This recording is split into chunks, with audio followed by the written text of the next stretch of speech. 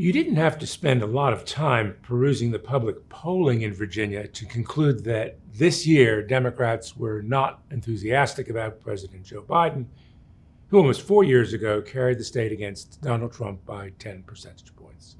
Now that Biden is relinquishing the nomination and endorsing Kamala Harris, the hope of many Democrats, the expectation of many Democrats, is that the party will rally behind Harris for the general election contest with Trump.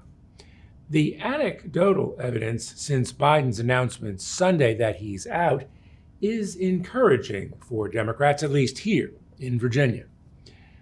Biden's seeming handoff to Harris has Democrats and some never-Trump Republicans and independents suddenly paying attention. Young voters who couldn't bring themselves to vote for an 81-year-old man can support a 59-year-old woman. Voters of color and the new Virginians, Asians, and Hispanics have in Afro-Asian Harris one of their own. And those anti-Trump Republicans and independents may see in Harris someone about whom they can be enthusiastic. Many of these voters were going to support Biden, well, because he's not the other guy. But they weren't particularly confident that Biden could defeat the 78-year-old Trump, who now has to answer for being the old-timer.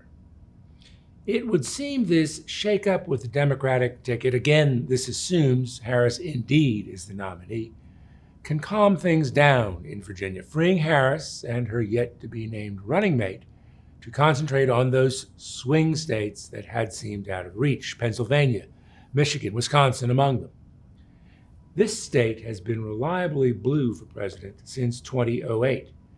Democrats would like to keep it that way. Public polling suggested that might not be the case. 3 polls over the past week showed Biden and Trump essentially tied in Virginia, with one candidate or the other holding a statistically insignificant lead. If those polls confirmed anything, it was that Trump wasn't surging here, it was that Biden was sagging.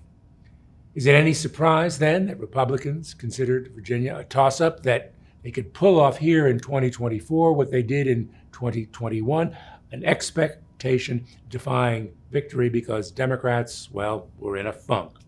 Remember, 3 years ago, Glenn Youngkin was elected governor. He was the first Republican to win that office since Bob McDonnell was elected in 2009.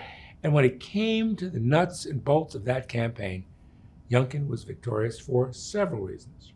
First, Democrats were in the dumps over the first year of the Biden presidency. The economy was sputtering because of the pandemic. The promised withdrawal of U.S. forces from Afghanistan was a made-for-TV embarrassment. That meant that Democrats wouldn't turn out in big numbers, especially in places like Northern Virginia.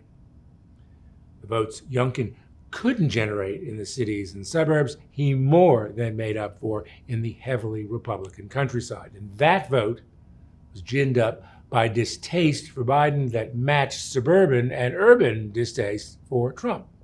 No wonder Republicans believe they could pull off a presidential win here.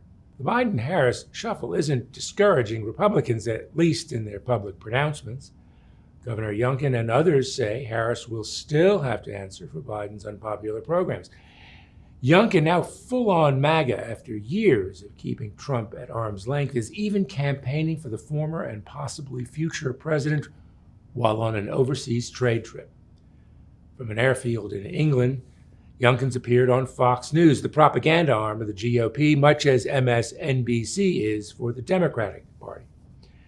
Having toyed with running for president this year and essentially signaling his availability for vice president only to see the Republican nomination go to J.D. Vance, who campaigns in Virginia this week, Youngkin may want to be seen as more than a Trump team player. Could there be a cabinet appointment in this for Youngkin? Trump said he'd love, his word, to have Youngkin in his second administration. But presumably the governor would have to deliver Virginia, and with Biden out, that just may be a little bit tougher. For the Richmond Times-Dispatch, this is Jeff Shapiro.